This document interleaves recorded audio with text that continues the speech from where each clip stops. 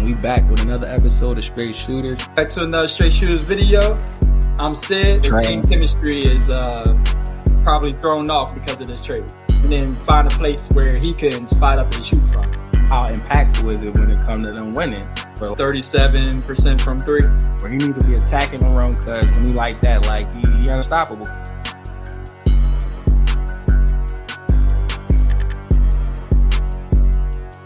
Welcome back to Straight Shooters. I'm Sid, this is She, and we want to talk about someone very special in the NBA community today. We want to honor D.Rose. Over the weekend, his number was retired by the Chicago Bulls, and they had a whole ceremony for him and everything.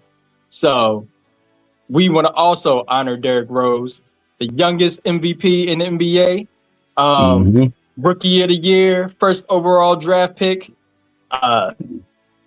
Legend, man. Plenty of fans. Everything, man. He Chicago native. Drafted to his own city. Facts. And don't get no better than that. That's like a dream come true for every person that grows up loving the NBA and trying to become an NBA player. And playing for the home team. Yeah, you can't beat that. Right. Man, I got a question for you. Is D.Rose the most beloved player in the sport? I don't like everybody from players to me, like everybody got love for D.Rose. He don't got a part of the fan base that hate him or nothing like that think he overrated. Like you hear chirps here and there, but for the most part, like everybody got a lot of respect for D.Rose. Yeah, I don't know anybody. Person I think that compare is Steph Curry. That shit, they like the two most beloved players I could think of. Yeah, I don't think anybody hates D.Rose. I think it's all love from everyone. I don't even even Steph Curry gets a little bit of hate, I guess, from probably like the LeBron fans. That's true. Nah, man. No, I've never heard anyone hate on D.Rose or have anything bad to say. It's always, and it's most like the utmost respect. Like, it's not even just like, he cool or whatever, Nah, it ain't like that. Whenever I hear about another player talk about him, a fan, somebody in the media, coaches, I mean, I guess just dude was just like that as far as even just his personal, his interpersonal relationships and just who he was as a person. We already know how he was on the court. He was a beast. And that's what they all say too. They all say like even off the court, he like the same guy. Like he chill. He lead with respect too. That's important. He lead with that kind of respect, and then he receive it in return. And then like you said, what he do on the court, like it's undeniable what he was doing. So this jersey retirement, this number getting retired, that's well deserved, man, for real. Because even to this day, when you say the words prime D.Rose, it's just like if you know, it just like it sparks something in basketball fans. And it's just like if you don't know, let me tell you. And we about to tell y'all some of that today. So if you don't know about prime D.Rose, you gonna find out something today. Exactly.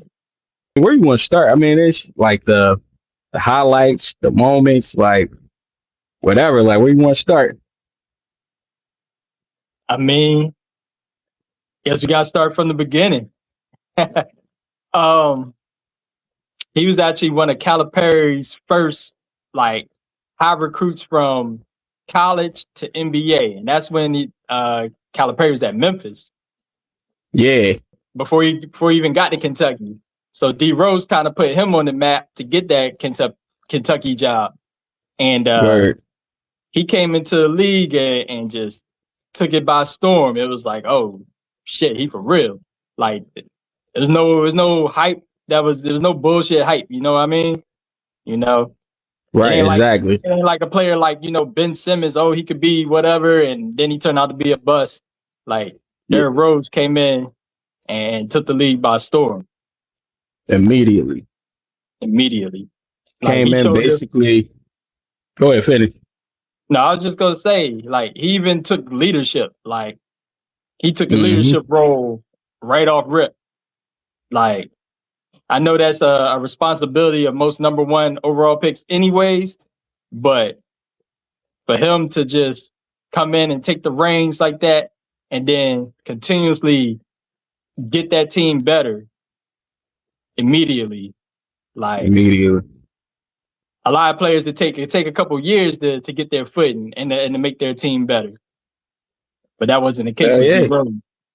Not at all. And that's how that's basically how he became the youngest MVP too. But it just was like he came in uh basically like he came in wanting to smoke. Let him tell it like I just seen interviews where he like, yo, like we playing Steve Nash tonight. They like you a rookie, you know what I mean? You gotta Steve Nash tricky, you know what I mean? You gotta slow. He's like, nah, I want this smoke. Ain't no switching and I want to guard him.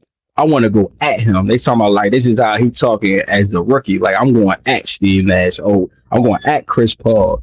And you know I love them type of play. You know, he was one of my guys, but you know, still to this day, but you know, when he was healthy, it just was like, yo, Derrick Rose, Curry, and Durant, they was my three back then. Like I said, well deserved. Another thing I like about D Rose with the stories that come out was he wanted to smoke, but a lot of players was ducking smoke. A lot of players was ducking smoke. Yeah, once he built up that reputation, man, it was like, nah, I don't want. Let me get out Yeah, the way of that. You they know. had something going around called the D Rose flu, where it was like all of a sudden, right before the game, oh man, now you know what, my ankle is kind of swollen, you know, or you know what, my back ain't. I thought I was gonna be good. It was like D Rose playing. It got so bad that when he did start to sustain injuries, that they said that who was the John Lucas? I seen him on somebody podcast, and he was saying, you know, when both teams down both ends, you know, warming up before a tip off. He said sometimes here they'll just play around and just start getting hyped, like knowing D Rose not gonna play, but everybody on the court like, yeah, he coming tonight, he coming tonight. And then next thing you know, whoever supposed to be guarding down the other end, all of a sudden can't play now. They check out the game just thinking he about to play. So yeah, the fear was real, man, and it was warranted because we seen it was going, man. Just the speed and explosiveness and just the heart he had, like it was a lot to deal with from day one. Yeah, man, and it's like his MVP year, right? And I know a lot of the LeBron fans think that Derrick Rose stole that MVP from their boy, but the Bulls. Remember, this was the first year that LeBron went to the Heat, so Hmm. that's one. So I mean, him playing with D Wade, I don't see how they thought he was gonna get it anyways. But regardless of that, the Bulls were still the number one seed in the East. They They were. won. They won the most games that year with D Rose, and then they had Noah and Dang and all them, but they ain't had nobody as high profile on their team as Bosh and Wade. And Right. he led that team to the most wins, I think, in the whole league too, not just the East. And that was 2011, right? Yeah, that's 2011. 2011. Hold on, I'm gonna Hmm. tell you in just a second. I'm about to say we can fact check that. I But am. Yes, most wins. They had 62 and the Spurs had 61. damn, that's tough. I didn't know that. I was thinking like he finished like second or third seed or something like that because the Pacers were good around then. Of course, we knew we had the Heatles. I was thinking that he finished like third, but to finish first in the league overall, that's tough. Exactly. Yeah, and So every this year kind of it's always room for an argument for somebody else to get an MVP. Just about. So I mean, and LeBron is LeBron James. So I can still see somebody saying oh LeBron no, should have got it. obviously, You know what I mean? But yeah, Derrick obviously Rose, LeBron did his he earned thing. that. Right. But yeah, I think that was warranted because when you want to talk about best player on the best team as far as the regular season goes, I mean that kind of proved it right there. Yeah. He was by far way greater than his number two on his team. Yeah. And And expectations too. Because the Bulls, they was basically back being competitive. Right. And you And they go were like one of from those. They was like one of those middle of the pack squads. For them to mhm, jump all the way up to number one from being like probably 6, 7, or 8 seed the year before, they was just making the playoffs. scrapping by, yeah. Yeah. So for them to do that and jump up to the number one seed when LeBron joined the Heat and when I think I ain't no think the Celtics was still together, like Yep. surpassed all of them. Yeah, deserved it. Man. And man, that was one of his crazy seasons. That was Oh boy, man, he like was let's get hitting in game winners. Is that game winner. I think that was the season when he started doing all the crazy dunks on people on the break and stuff. Yeah, we know the most iconic one he got. Dragic. I Yeah. mean, he had listen, man. Man. He said, and D.Rose was talking about that. He was saying like he said he ain't think Dragic was going to be contested, but he said like in hindsight, he like how coaches are like, yo, I want you to get back on you're a young player, you try to prove yourself, get back on defense. I want you to hustle and everything. But I mean, you gotta know when to hold and when to fold them. You got like, yo, coach, what you wanted me to do with that? For real. He got Nasty, he got himself posterized in a nasty way. nasty, nasty. Yeah, that's one of my favorite Derrick Rose plays all. That's one of my favorite dunks all time. Hell yeah. For real. And And that's saying a lot. right. And like Derrick Rose, before we started talking about like Westbrook as being the most athletic point guard ever, that was Mm-hmm. D.Rose. I mean, they came out Mm-hmm. like the same time, but D.Rose, like it seemed like Westbrook, his athleticism wasn't as apparent until we seen Rose's fall off. Because Rose was like just that little bit more, that little Yeah. bit more explosive. Yeah, I think he had more speed and quickness than Westbrook.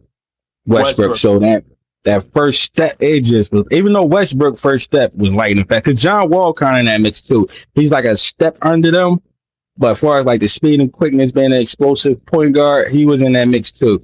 But they definitely were the top two. But I feel like his speed and quickness was the one that was separated them from them two for sure. Yeah, yeah. Yeah, I think Rose had a mix of both of them. He had the sheer like power to it, explosiveness like Westbrook, but then he had right. the shiftiness, like he can stop on a dime and go left or right, like the way John Wall can with the handles. So he could Hell go yeah. full speed with the handles, stop, and either shoot a layup or whatever, or he could just come down and like kind of like slow his pace and then boom, take off and dunk on you. And it's like, oh shit. Yeah. Either way, you at his mercy. So, Yeah. and then the thing was, he can come down full speed, and then that double cross, he'll come down boom, boom, and it's just like he don't lose no speed behind it. Right. And you might get hit with the crossover and the dunk in the same play. He coming down full speed, boom, boom, get the guard out the way. Then you're big down there at his mercy. Because he done put a lot of Right. them on posters too. Then he might hit you with the spin move too. Oh my God, man! Yeah. D.Rose, it's like it's nostalgic. Like, damn. It is. It is. It's like, and it's a real shame that he had got hurt, man. It's Yeah, like, because it's some players, they get cut off, they get they best years cut off from them due to injury, and it's like they're not at the tippy top of their game, or they are, but they team don't have that success, where you can see where not only is this player, but the team too was right with them. And all it needed was yeah, like to keep going, like when Grant Hill got hurt, the Pistons were like, they were good, but they wasn't like that. And right. then T Mac with the Magic is another one where when T Mac started to get like he was like that, and then he started to Hmm. get hurt, and it was like the Magic were never really like that. He was just carrying. Derrick Rose was leading a nice ass squad, and they was really contending. Like they was like probably either experience level a couple years behind the Heat, or maybe they tweak their roster with another good player, and they would have been like right there. Hell yeah. But they definitely were moving in the right direction for sure. Hell yeah, like top of the Because Eastern even Conference. because even drafting Jimmy Butler, because you got to think Butler was the young boy to them back then. He was the latecomer to the squad. But you think if you keep them healthy and together, because they were some dogs. Like you get Jimmy Butler, like the version that we got now, like Jimmy Butler, a dog, and D.Rose and Noah and all of them, they get to stay build without the injuries and be consistent. I don't know, man. Like you said, you keep them and then you think that they find another player, a shooter or something they need. Uh, they one of them teams possibly could have won a championship for sure. Because he was going to war with the Heatles with Brian and Wade without all that, just putting the Exactly. team on his back. Like I Exactly. said, D Rose was different, man. Like a lot of point guards' career is probably different if he healthy. You know what I For mean? real. So So, you got any more on D Rose, or we gonna go to the next topic? um, did you watch the ceremony? I actually missed the ceremony when it happened. Yeah, I But I went back will. and watched it. I because well, I ain't gonna lie. I did catch a clip where Rose was talking, and he was actually reminiscing on that year, the MVP year, and he tried to take some of the heat off of Tibbs for playing him. Not the Right. MVP, the year he got hurt against us, and he was in at the end of the game, and maybe he shouldn't have been, maybe he should have been, but he was trying to take some of the heat off of Tibbs, and be like, listen, man, I always want to play. He ain't Right. responsible for me getting hurt. It was just a fluke. And, he made it funny, he made it funny for everybody. So I didn't see the whole thing, but I caught that part of it. And I Yeah. think that's one of the most important parts of it, because Tibbs does get blamed a lot for running his players into the ground. And he does Yeah. do that. And that's what he I'm do. one of the people that blame him. I'm one of the people that blame him. But at the same time, it's like, who knows when that could have happened? That could have happened in the very beginning of the next game. So it is what And it is, and kind of. And like I said, it was a fluke injury. It wasn't even like he got contacted or anything. He just came down, and apparently came down wrong, planted in his leg. It was a non-contact injury. Like, mhm. And his first injury, right? It's not even like you injury prone or yeah, people yeah. trying to That was just preserve you. It's like this is your first injury, so nobody's seeing this coming. no, yeah. Outside, general stuff that basketball players endure Yeah, anyway. You roll your ankle or whatever. Sometime that's yeah, whatever. that's But that's regular.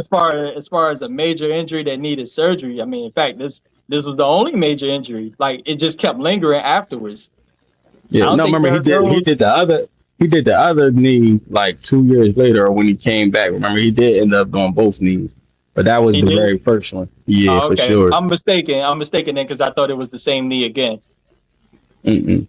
Yeah, Okay. Well then, yeah. cause Well he's then, that was his first then. yeah.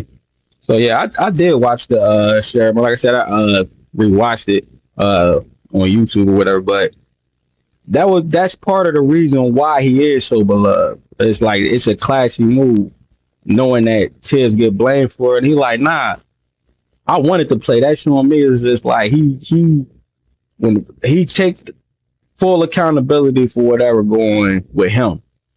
You know what I mean? He ain't gonna throw none of his dogs under the bus and none of that. And like I said, he lead with respect, and that's why he gets so much in return. Classy move. Now,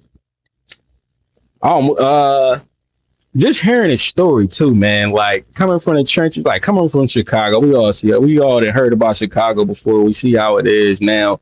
To make it up out of that, like and become who he is, like you said, playing in the hometown, like the Chicago natives there, a lot of them say, especially like younger than us, Derrick Rose is their goat, or if not their goat, but he means more to the city than Michael Jordan actually does because he's the like they watch him grow up. They watched him. They went to his games. He gave back to the city, and just gave a younger generation like the motivation, and they can see like you could I come from the same type of impoverished environment as you, and this is what you can become. So they love him for that, man. That D Rose to Chicago natives is the one for them. The most, not the goat, but he's the one. He's the most beloved. He's the most important. He's the one that they going back for no matter what. That's D Rose. Yeah, yeah, I can Yeah, see that.